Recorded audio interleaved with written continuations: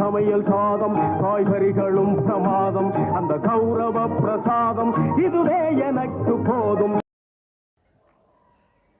Hi friends, எல்லோரும் எப்படி இருக்கீங்க? காரைக்குடியிலேருந்து கார்த்திகா. இன்றைக்கி செட்டிநாட்டு பாரம்பரிய சமையலில் என்ன பார்க்க போகிறோம் அப்படின்னா, டீ கடையில் கிடைக்கிற பிஸ்கட் எப்படி ரெடி பண்ணுறது அப்படின்னு பார்க்க போகிறோம்.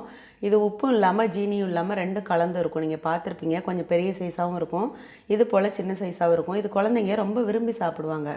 இது நான் இப்போ ஓவன்லேயோ வேறு எதுலேயுமோ நான் ரெடி பண்ணல. பட்டர் வேறு எதுவும் நெய் வேறு எதுவுமே நான் அதில் சேர்க்கலை. சோடா உப்போ எதுவுமோ நான் அதில் சேர்க்கலை. ஆனால் பார்த்தீங்கன்னா பிஸ்கட் நல்லா உப்பலாக இந்த பாருங்கள், நல்லா கிறிஸ்பியாக சூப்பராக ரெடியாக இருக்குது. இதை எப்படி ரெடி பண்ணலாம் அப்படின்னா, வீட்டிலையே நம்ம ரொம்ப சிம்பிளாக ரெடி பண்ணலாம். ரொம்ப ஒரு ஈஸியான மெத்தடும் கூட இது. இப்போ மழை காலம் அப்படிங்கிறதுனால குழந்தைங்க ரொம்ப விருப்பமாக இதை டீயோடு கொடுக்கும்போது சாப்பிடுவாங்க. வாங்க இப்போ எப்படி இந்த பிஸ்கட் ரெடி பண்ணுறது அப்படின்னு நம்ம பார்க்கலாம். டீ கடையில் கிடைக்கிற ஜீனி பிஸ்கட் எப்படி ரெடி பண்ணுறது அப்படின்னு பார்க்க போகிறோம். அது சீனி ரொட்டின்னு சொல்ல முடியாது, உப்பு ரொட்டின்னு சொல்ல முடியாது, ரெண்டும் கலந்து தான் இருக்கும். இப்போ நான் இதில் 1/4 கப் அளவு ஜீனி அரைச்சிட்டு எடுத்திருக்கேன். 1/4 கப்பு அரைச்ச ஜீனி எடுத்திருக்கேன். அதில் 2 ஏலக்காய் போட்டு அரைச்சிருக்கேன். அதை முதல்ல நம்ம சேர்த்துக்கலாம். இதில் 1/2 கப் அளவுக்கு ஆயிலோ அல்லது நெய்யோ சேர்த்துக்கலாம். இல்லை ரெண்டும் கலந்து கூட உங்களுக்கு விருப்பம்னா சேர்த்துக்கலாம். நான் இப்போ ஆயில் சேர்த்துக்கிறேன். பாருங்கள், 1/2 கப் அளவுக்கு ஆயில் நான் சேர்த்துருக்கேன். மாவு எந்த கப்பில் எடுக்கிறோமோ அதே கப்பில் தான் 1/2 கப்பு ஆயில், 1/4 கப்பு அரைச்ச சர்க்கரை, 2 ஏலக்காய் போட்டு லேசாக ஒரு சிட்டிகை உப்பு சேர்த்துருக்கேன். இதை எல்லாத்தையும் முதல்ல நல்லா ஃபீட் பண்ணிடலாம். அதாவது ஜீனி, அந்த உப்பு, அந்த ஏலக்காய், ஆயில் எல்லாமே ஒன்றா வர்ற அளவுக்கு நம்ம நல்லா இதை அடித்து விட்டுறணும். அடித்து விட்ட பிறகு தான் நம்ம மாவு சேர்க்கணும். பாருங்கள், நல்லா நான் இதை அடித்து விட்டுட்டேன். இப்போ நம்ம எந்த கப்பில் ஆயிலும் ஜீனியும் அளந்தோமோ அதில் 1 கப் அளவுக்கு நம்ம கோதுமை மாவு இதில் சேர்த்துக்கலாம். கோதுமை மாவை நம்ம சேர்த்துட்டு அப்படியே இதில் நம்ம சப்பாத்தி மாதிரி மாவு பிணைய போகிறோம். அதாவது நம்ம ஆயில் போட்டிருக்கிறது, அந்த சர்க்கரை போட்டிருக்கிறது எல்லாமே இதில் கரெக்டாக நமக்கு கிடச்சிரும் மாவு.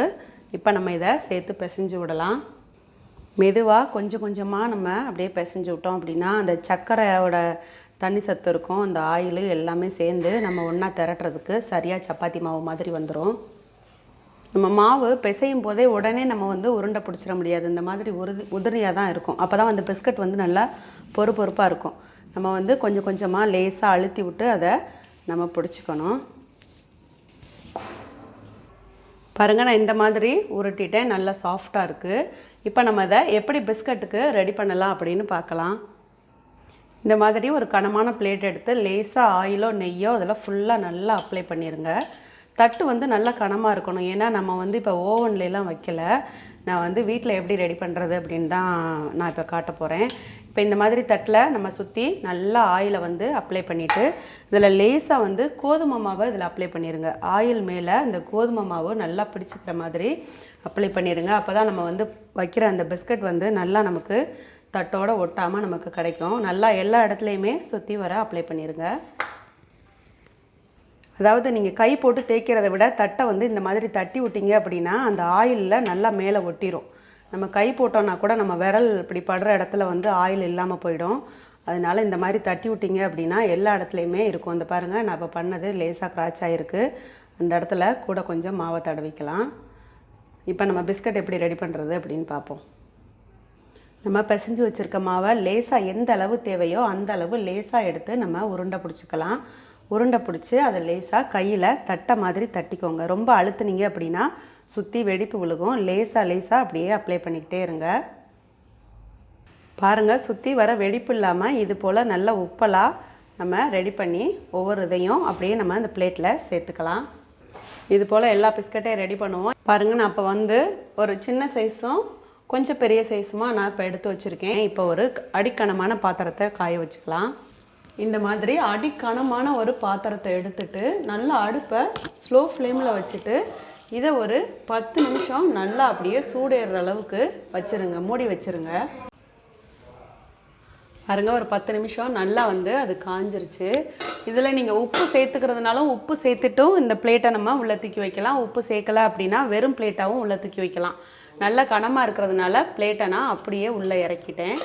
அதாவது கரெக்டாக போய் உள்ளுக்க சேஃபாக உட்காரணும். அந்த நம்ம என்ன பாத்திரம் வைக்கிறோமோ அதுக்குள்ளே அந்த தட்டு போய் கரெக்டாக உட்காரணும்.